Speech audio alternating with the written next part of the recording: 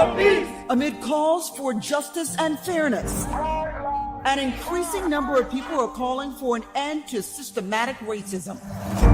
We say that socioeconomic difference does not explain the racial inequity. But how can anyone deal with racism if many people don't understand it? The narrative of racism, it's a lie. So what is racism?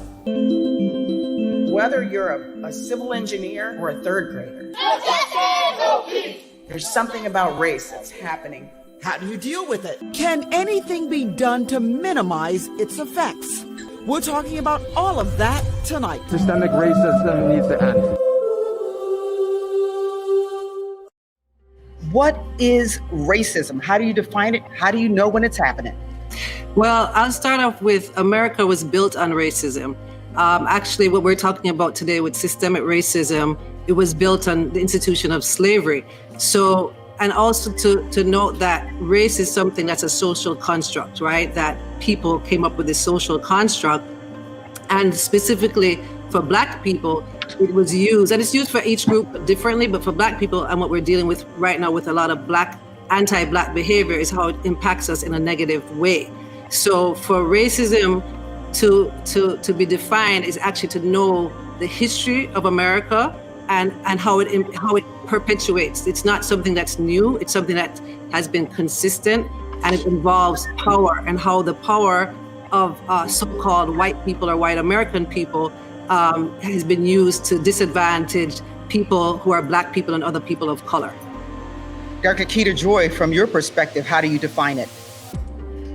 Yeah, racism for me is any time that you are disenfranchising another group and allowing your power to be superior and believe that you are superior over another race. And so what America has done from inception is they have built a complete empire on the backs of African Americans. And so we're not able to benefit from it. So with systemic racism, it's a call to dismantle the structure. So a lot of people are like, well, we've got to, the game isn't working. Well, the game in America is working just fine. It wasn't meant for us to play. So that's why we have to completely dismantle systemic racism so that we're living in a country where it is working in all of our favors. Dr. Thomas, please weigh in on the definition of racism. It's everything that these ladies said, along with the antagonism that comes with looking like a certain group. It's the social hierarchies that are created because of being devalued. It results in a disadvantage for our groups and missed opportunities. Now, when I was growing up, I had friends from all different types of backgrounds. And I mean, race was something that we never really talked about that often. But there would be times where someone would say a off the hook kind of comment or make a joke that I thought was pretty offensive or out of pocket. And it became very clear that their parents or whoever never really talked to them about race. And I mean, I understand. Race can be an uncomfortable topic to talk about. But with the police killings of George Floyd, Breonna Taylor, and countless other Black people over the years and decades, fired up protesters from all walks of life are leaning into that discomfort to speak out against police brutality and structural racism. And on the front lines of these protests are young people. I'm here today because Black future in this country is in crisis. It has been in crisis for a long time. The fact that people are still being killed with impunity by this force that is supposed to be protecting and serving us is absolutely unacceptable. There's things in this country that have been set up since the institution of slavery that make it hard for Black people to be able to live comfortably and freely without having some sort of resistance or feeling like their life is being threatened on a constant basis. There's lack of accountability. People aren't, being told what they're doing is wrong, and so it creates this ideology that what they're doing is okay, and that just perpetuates a system that puts everybody down, In the wake of these protests, the term anti-racism is popping up all over the place. There's TED Talks on anti-racism, books about anti-racism are hitting the top of the bestsellers list. Even late night comedians are trying to understand what exactly the term means. In your book, How to Be an Anti-Racist, you use your personal experiences to introduce readers to anti-racism. Can you please tell us a bit of your story and how it led to the work that you do today?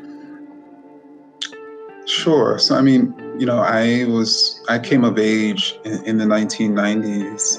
And if there was really ever a period when Black youth were considered the problem, were considered a menace to society, were considered the American racial problem, were considered super predators. You know, it was the 1990s. And so, you know, as a Black youngster, I was constantly told that there was something wrong with Black young people.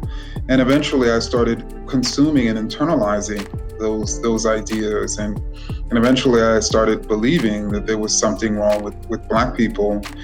And so really my journey is a journey from overcoming those anti-Black racist ideas to ultimately realizing there's nothing wrong with Black people, and there's everything wrong with the racist policies that are ensnaring Black people. And so that journey has really been a journey to be anti-racist. When most people think of racism, they think of, you know, let's say what happened to George Floyd, or they think of the KKK, or they think of slavery. It's very easy to say, well, I would never do that. I would never do that awful thing, which is valid, but it's more nuanced than that. Someone saying like, I'm not a racist doesn't help the problem.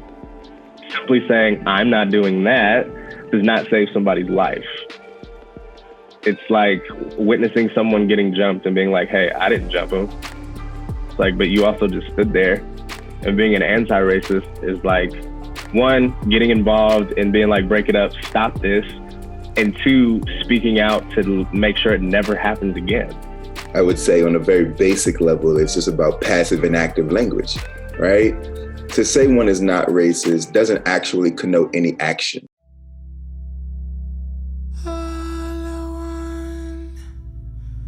With inverted tongue, from whence does fulfillment come?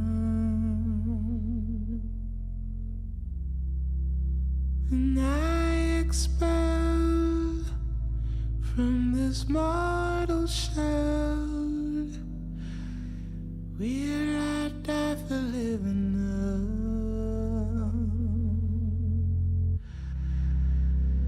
Though you're someone I can't see, cry to me, and I do.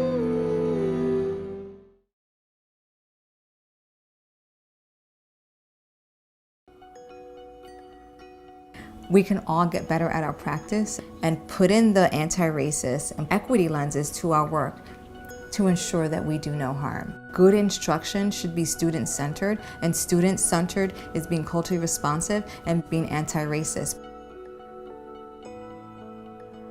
And so for the teachers, one way to get better is really to start with self. Really check in with yourself. What are my biases? How are we being self-aware? So, you know, if I'm a teacher or curriculum developer, let's check this for an anti-racist lens. Let's check this for a culturally responsive lens. Now let's do the research and ask people what they mean and really be deliberate about that self-awareness so that we're not imposing our values. We have to be mindful of our power and not abusing it. Another thing that I would say is the collective work. Get together with your crew and learn together. And that learning can happen through book clubs. It can be looking at videos and going to talks or sitting through online Zoom conversations. There's so many ways that we can learn, but it doesn't just stop at reading or watching. It's talking about, now that we know, how will we do better? So coming up with a plan to do more with each other and to hold each other accountable.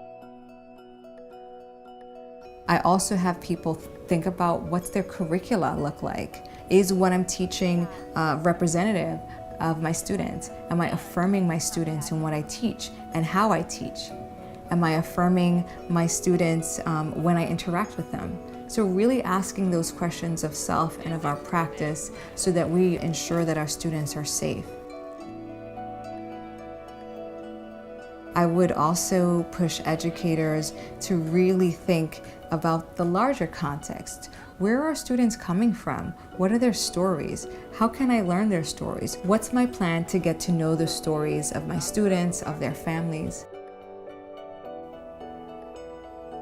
And I think we need to really start asking our students and our communities what they need. I think too often we go up in communities, we go into our classrooms and we think we know what people need. If we don't ask them what they need, we're not giving them what they need. And so we constantly have to ask the people that we are in partnership with how we can do better and how to learn together.